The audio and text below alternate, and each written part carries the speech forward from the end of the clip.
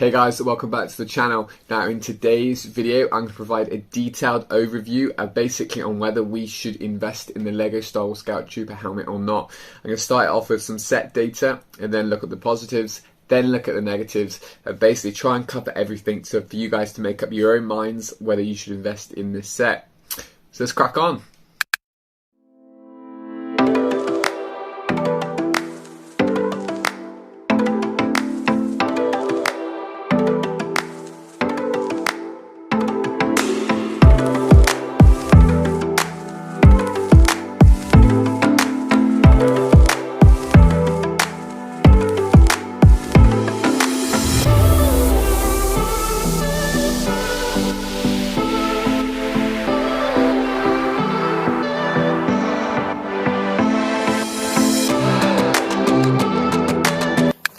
Hey guys, so what we need to talk about first is the performance of the LEGO Star Wars helmets that have retired, and of course I'm talking about the TIE Fighter helmet and I'm talking about the Stormtrooper helmet. Now both of these helmets have pretty much exploded in the UK.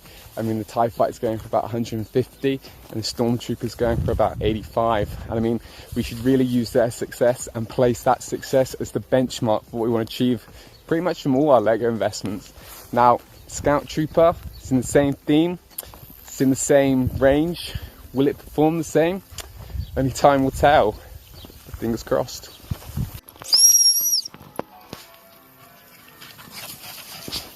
So secondly, we want to look at collectability and we want to look at relevancy. Now what we know about the Star Wars helmets was that 2 retired last year, 2 are retiring this year, and 4 are staying on the shelves next year into 2023. So in total, that's 8 sets being produced. I think it's a definite tick for the box of collectability because it's quite an extensive range, and I think 8's enough that if someone has one, they might want to try and get more, and I think 8's a good amount. Now, this also doesn't take into account that next year there might be more helmets produced from LEGO because there's definitely more characters to explore. So fingers crossed there are more produced as well because the helmet range is pretty great anyway. Now, relevancy, as I said, 4 helmets are staying on the shelves into 2023, so this is great. It's keeping the helmet theme, helmet sub-theme alive, and it means basically any new customer to the Star Wars helmets next year will only have the opportunity to buy those 4, and if they love them, they might want to try and seek out and discover the ones that they missed, and basically having these still on the shelves basically creates a access point to discover these old helmets. So I think the fact that there are going to be some on the shelves means these helmets will stay relevant as well. So again, full marks for collectability and relevancy. Next, I'm going to look at the LEGO price increases and try and spin this as a positive. But I haven't gone crazy, bear with me, there is some logic behind this, okay?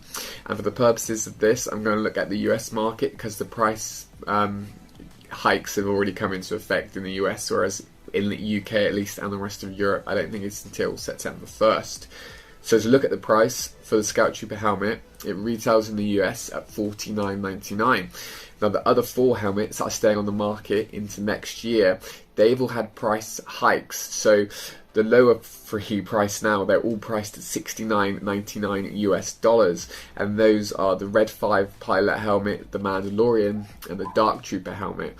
Whereas the Darth Vader's helmets had its price increased to $79.99 US.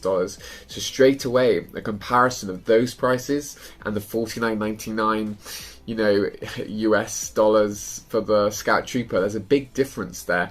In fact, it's a 33% difference for the lower price one and 46% difference for the Darth Vader and the Scout Trooper.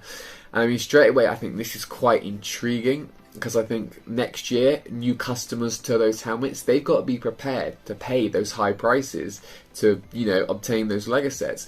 And if they are prepared to pay those high prices for those LEGO helmets, then I'm going to take a leap here, but I'm going to assume that they're also going to be prepared to pay those those prices for the recommended retail prices for those helmets for helmets that have retired. So what I mean by this is if they're paying $69.99 US for the Mandalorian helmet, they might think that was the base price, that was the retail price of the Scout Trooper helmet, so therefore they would be also prepared to pay $69 for the Scout Trooper helmet.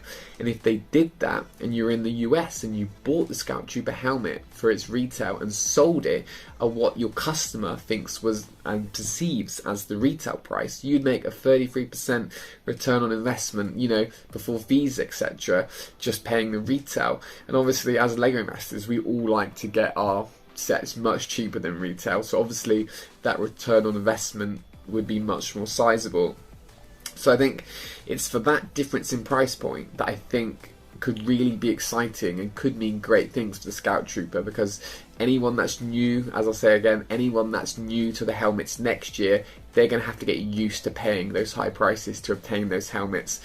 So if those high prices are familiar, they might think they're normal, and therefore they'll be prepared to pay those high prices for the helmets that retired. And in the sake of the Scout Trooper that had a cheaper retail price anyway than the other helmets in the range, it could mean a great profit, you know, from the off. So that's why I think it could do great things, as in the price rises for the Scout Trooper helmet.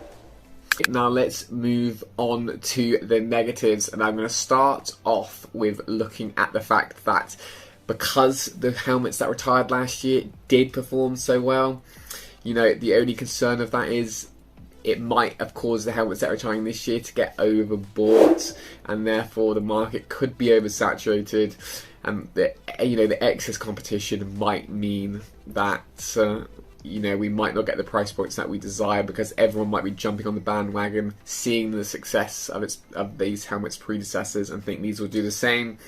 And you know, while they're great sets, I do think these ones will be overbought. So we just got to bear that in mind when we make our choice whether to buy this set.